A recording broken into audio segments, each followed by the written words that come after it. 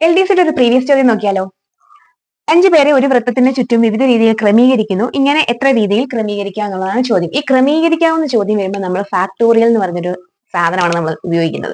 എന്തോ ഈ ഫാക്ടോറിയൽ എന്ന് പറഞ്ഞാൽ ഈ 5 പേരെയല്ലേ നമ്മൾ ക്രമീകരിക്കേണ്ടത്. 5 പേരെ ക്രമീകരിക്കുക എന്ന് പറയുമ്പോഴത്തേനും n സമം 5 ആണ്. അതായത് 5 ആണ് നമ്മുടെ എണ്ണം. n സമം 5. ക്രമീകരണം സമം n-1 ഫാക്ടോറിയൽ ആണ്. ക്രമീകരണം എപ്പോൾ ചോദിച്ചാലും നമ്മൾ ഇതുപോലെ ക്രമീകരിക്കുന്നത് n-1 ഫാക്ടോറിയൽ ആയിരിക്കും. അങ്ങനെയാണെങ്കിൽ ഇവിടെ എന്താ ഉത്തരം? 5-1ന്റെ ഫാക്ടോറിയൽ എന്ന് പറഞ്ഞാൽ 4 ഫാക്ടോറിയൽ.